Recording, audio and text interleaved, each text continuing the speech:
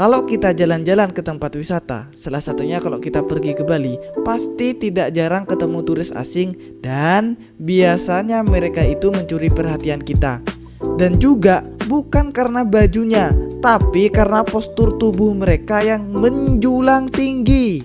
Nah, kadang kita harus mendongak biar bisa menatap matanya. Ngadepin situasi seperti ini tentunya bikin kita mikir, apa benar orang-orang Indonesia itu lebih pendek dibanding Eropa? Sayangnya iya. Dan faktanya Indonesia menduduki peringkat 1 negara dengan rata-rata terpendek di dunia. Kalau kita ngadepin situasi seperti itu, Hadi, misalnya kamu sedang pergi wisata ke Bali dan melihat turis asing, lalu si turis asing ini bertanya kepada kamu tentang arah jalan atau tempat yang ingin dia tuju, pasti kamu akan mendongak.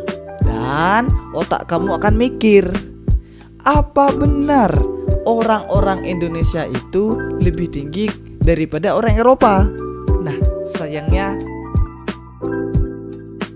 dan faktanya Indonesia menduduki peringkat 1 negara dengan rata-rata terpendek, lalu nyusul negara-negara lain di Asia dan Amerika Selatan. Waduh, Indonesia ternyata menjadi peringkat 1 di dunia orang terpendek.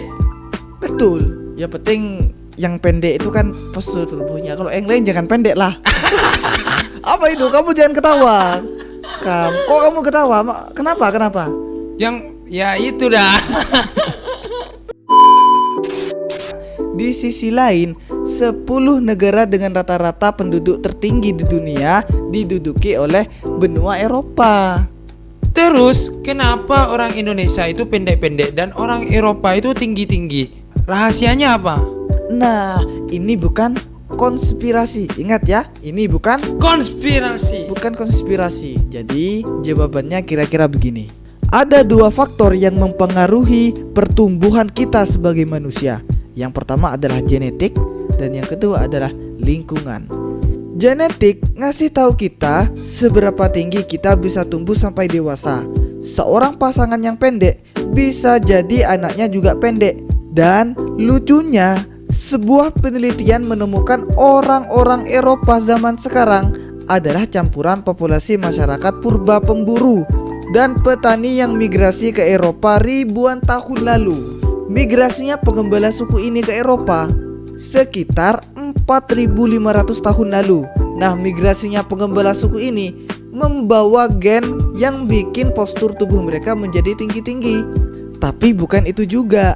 Lingkungan ternyata juga berpengaruh bagi tubuh kita, dari mulai perawatan saat di dalam rahim ibu sampai kita tumbuh besar.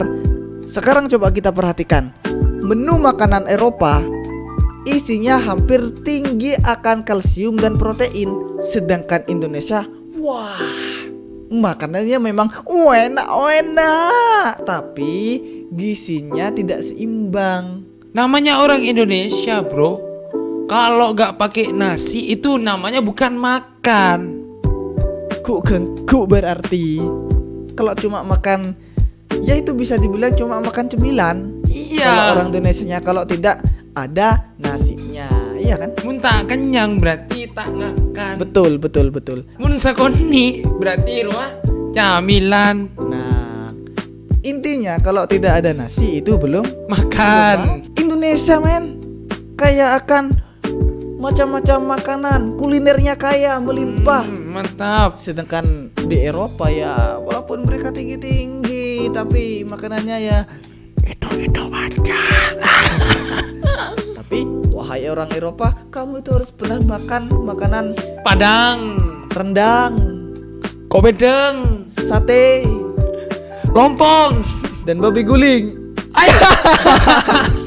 Ya tidak apa-apa dong bagi yang orang-orang bukan non muslim. ya, tidak apa-apa dong. Kita tidak boleh menjudge makanan babi itu haram sepenuhnya. Iya. Jadi kalau orang Indonesia itu gizinya kurang seimbang. Kalau orang Eropa itu makannya gizinya yang seimbang, begitu kan? Ya, antara protein dan kalsium itu seimbang kalau orang Eropa. Ya mungkin karena mereka banyak mengkonsumsi makanan yang terbuat dari olahan susu kan.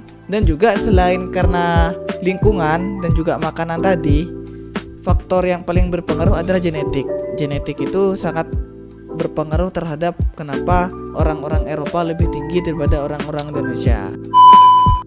Jangan lupa kalian subscribe, comment, and share, karena subscribe itu adalah gratis dan gratis. Dan kalau kalian suka dengan channel ini, silahkan share seluas-luasnya ke circle-circle kalian, ke teman-teman kalian, sahabat kalian, keluarga kalian, adik-adik kalian, bapak kalian, ibu kalian, nenek kalian, kakek kalian.